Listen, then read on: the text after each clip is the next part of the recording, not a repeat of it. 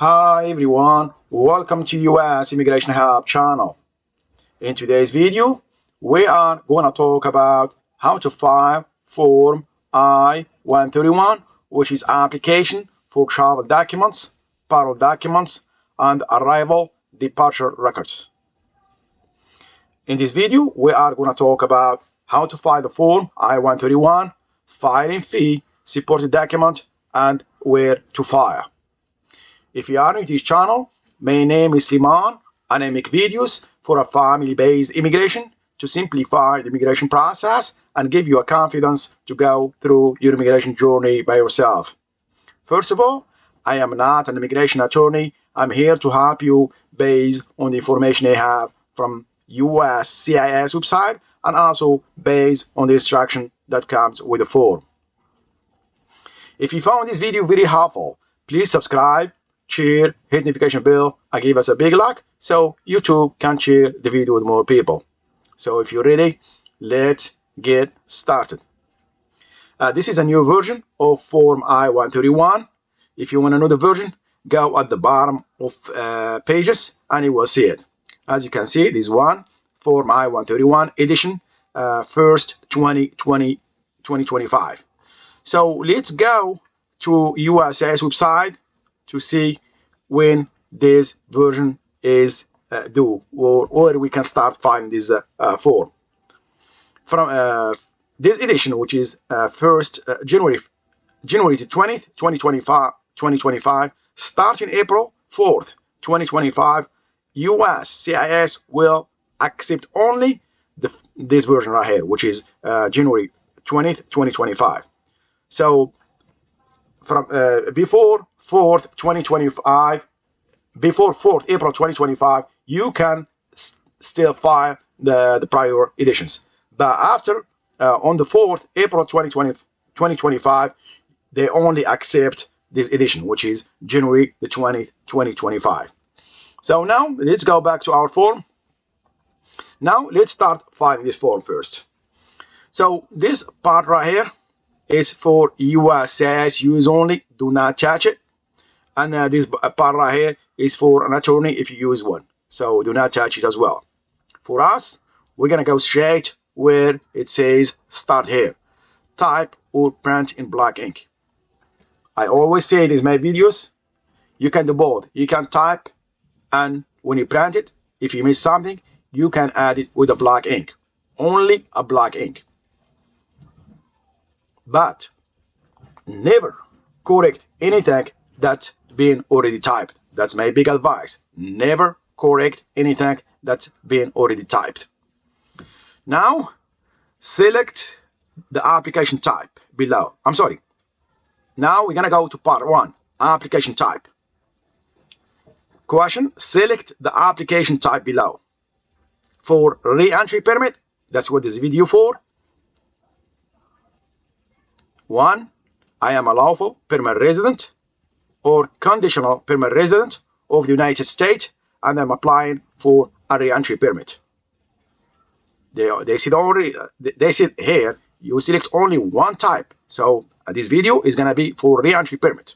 So the other part 1, it will be now skipped to part 2. Part 2 is going to be, we're still talking about part 1. Yeah, part 2, information about you, the person requesting re-entry permit. So part 2, information about you. Question number 1, your full name, family name, which is last name, it's Bushi. Given name, it's Bushra in my case. Middle name, she does not have one, it's in A. Let's go to question number 2, other names used if applicable. Family name, Bushi. Given name, it's Bushra. Middle name is in A.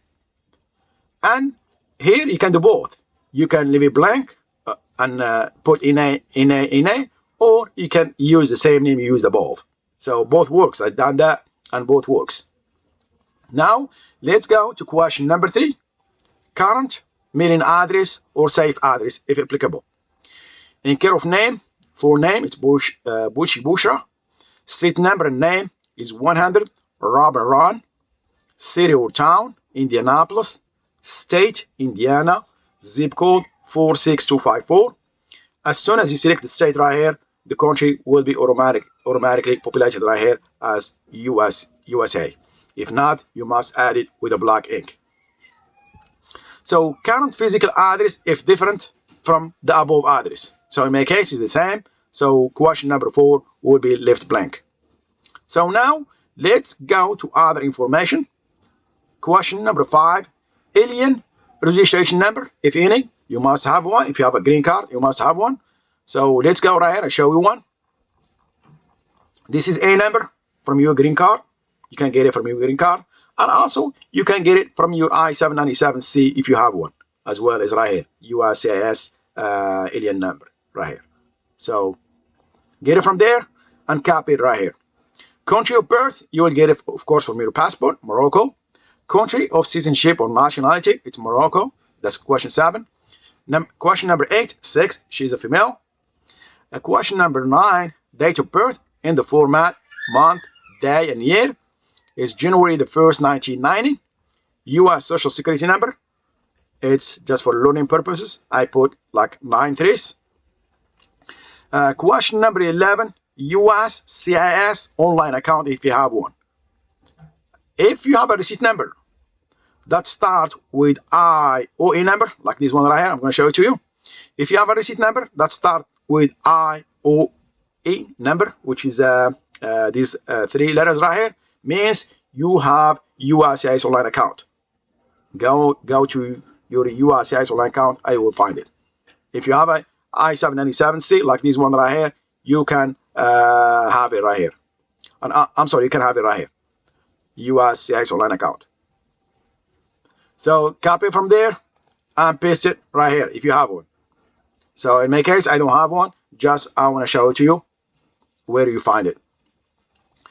So now, if you are physically present in the United States and you are seeking a temporary protected status, travel authorization, document, advance parole, or renewed period of parole, reparole, or parole in place, which is part 1, item 4, 5, 8, 9, 10, or 11, complete the following. So in my case, we did a part 1, item number 1. So question number 12 and 13 does not, and 14 does not apply for reentry permit.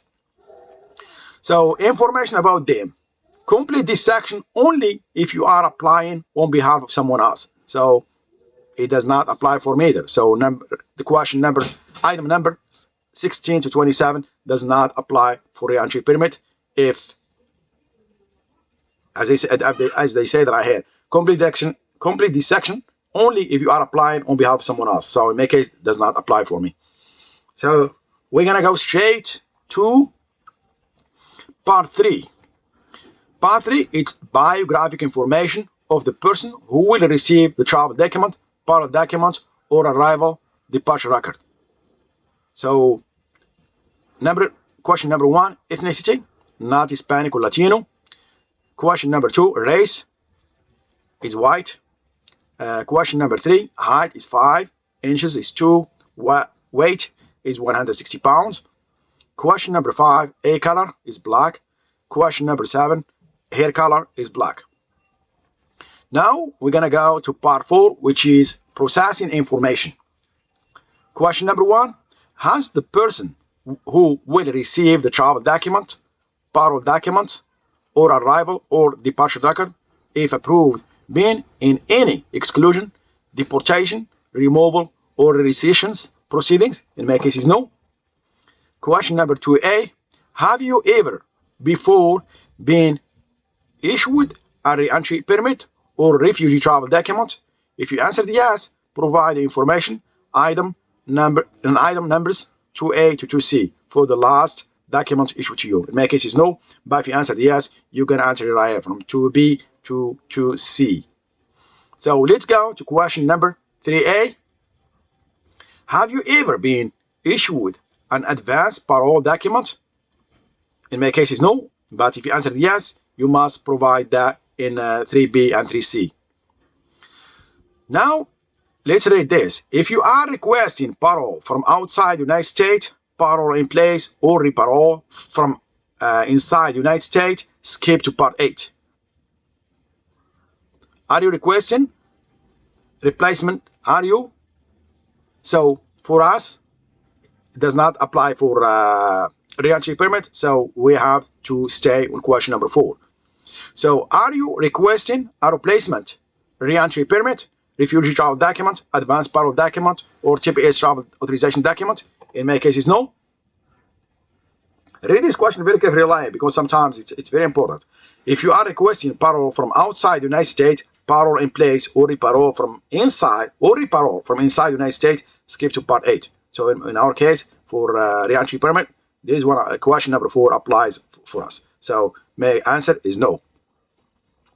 We're still talking about part 4. So that one, if you answered yes, part 5. If you answered yes, select one of the following boxes and complete item 6A to 6B. So we answered no. So question number 5, 6A and 6B does not apply for reentry permit.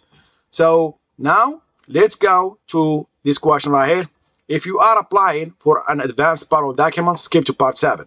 So we are doing reentry permit. We must complete this part right here. You must complete the rest of part 4 if you are requesting a reentry permit or refugee travel document, which is good. They see that right here, skip to part 7 if you are doing advanced parole document, but they stated right here you must complete part 4 if you are requesting reentry permit or refugee travel document. So where do you want your reentry permit or refugee travel document sent? Please note that if you want your reentry permit or refugee travel document sent to another country, you will need to pick it up at U.S. Embassy, U.S. Consulate, or U.S. CIS International Field Office. Select one. But for me, it's going to be 7A, to the U.S. address shown in part 2, item number 3 of this application. So it's inside the United States. But if it's going to go through overseas, you must select the city or town and the country. So we're still talking about part 4, processing information. So if you are requesting that the reentry permit or refugee travel documents to be sent to U.S. Embassy, U.S. Consulate, or U.S. CIS International Field Office, where should the notification to pick up the travel document be sent? In my case, I'm going to do 8A, to the address shown in part 2, item number 3 of this application. But if you answered 8B, to the address shown in part 4, item number 9A of this application, you must complete this the rest of this 9A right here. But for me, it's gonna go to the address in part 2, item number 3 of this application within the United States. Part 5, complete only if applying for reentry permit. Part 1, item number 1. Since question number 1, there's only one question under part 5.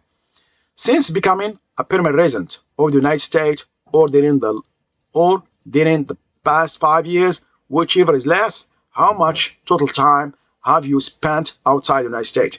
In my case, less than 6 months.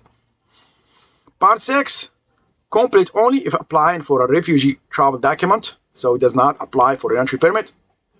We're gonna still talking about part 6, it does not apply for us. We're gonna go part 7, information about your proposed travel. Complete only if you are applying for an advanced parole document. So does not apply for reentry permit. So we're gonna go straight to question to part 9. Part 9, employment authorization for new period of parole, reparole, part 1, item number 10 or 11. So it does not apply either for reentry permit. So we're gonna go straight to part 10. Applicant contact information, certification, and signature. Read information on penalties and travel warnings in the form instruction before completing this part. Applicant's contact information. Provide your daytime telephone number, mobile telephone number if any, and email address. So question number 1, applicant daytime telephone number is just for learning purposes, is 317-111-2222.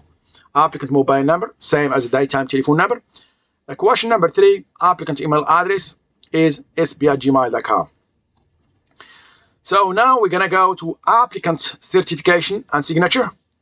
I certify under penalty and perjury that I provided or authorize all of the responses and information contained in and submitted with my application. I read and understand, or if interpreted to me in my language, which I am fluent, by the interpreter listed in Part 11. Understood all of the responses and the information contained in and submitted with my application, as explained to me by the interpreter. And all of the responses and the information are complete, true, and correct. Furthermore, I authorize the release of any information from any and all of my records that USCIS may need to determine my eligibility for immigration requests and other entities and persons where necessary for the administration and enforcement of U.S. immigration law. It is very important to read this. That is why I read it. Now, applicant signature. First, I'm going to date it. Is March 30th, 2025, and then I'm going to assign it with hand, with a black ink. Do not put your full name or initial it. It must be signed with a black ink. Why I read this right here? If you use an interpreter, you must complete Part 11, which is interpreters, contact information, certification, and signature if applicable. If not, if no interpreter was used, skip to Part 12. So the interpreter was not used, so we're going to go straight to Part 12. Part 12 is contact information, certification, and signature of the person preparing this application if other than the applicant. So I forgot about this one. I prepared this form on behalf of my spouse. So I'm going to put my information right here. So my name is Liman. Prepare given name, it's Baker. And prepare business organization. I don't have any, so NA or leave it blank. Prepare contact information. So question number 3, telephone number is 317-222-3333. Same telephone number is 317-222-3333. Email address, we are using the same address, is sb@gmail.com. So here, prepares contact information and signature. You must read it as well. I'm not going to spend time reading it, but you must read it. So I'm going to date it is it's going to be March the 30th, 2025. When I'm going to print it, I'm going to sign it with a black ink. Do not use any other color. It must be signed with hand with a black ink. Do not put your initial or full name right here. It will be rejected. It must be signed with a black ink and with hand. So now, part 13, additional information. Just make sure you have this information right here. Family name, given name, and middle name right here, and a number. What happens sometimes, the information right here does not populate right here. You must add them with a black ink right here. That's my advice. Now, we file this form. Now, let's go to the second part of this video, which is the filing fee. So, the filing fee for Form I-131, which is application for travel document, parole document, and arrival departure record, it's for paper filing is $630. So now, let's go to the second part of this video, which is supporting document or required evidence. It will be different from category to category, but for this video, it's going to be for reentry permit. So required initial evidence for all documents category.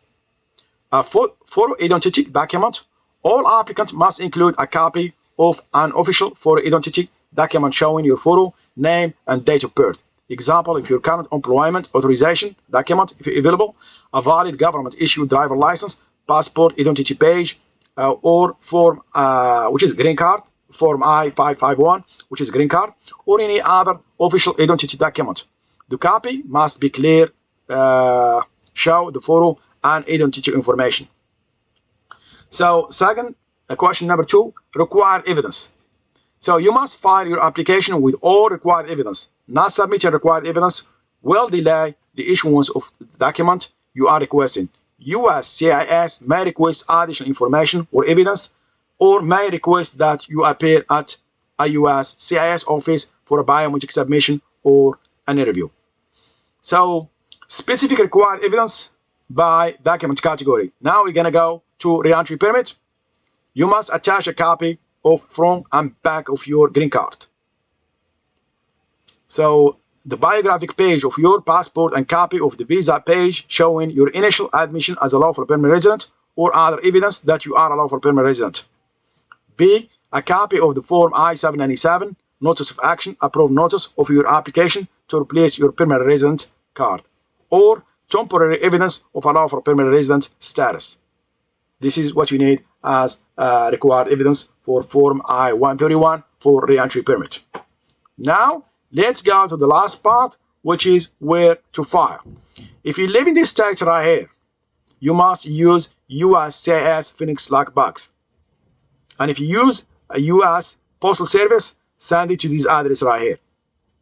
If you use other deliveries, such as FedEx, UPS, and DHL deliveries, use this address right here.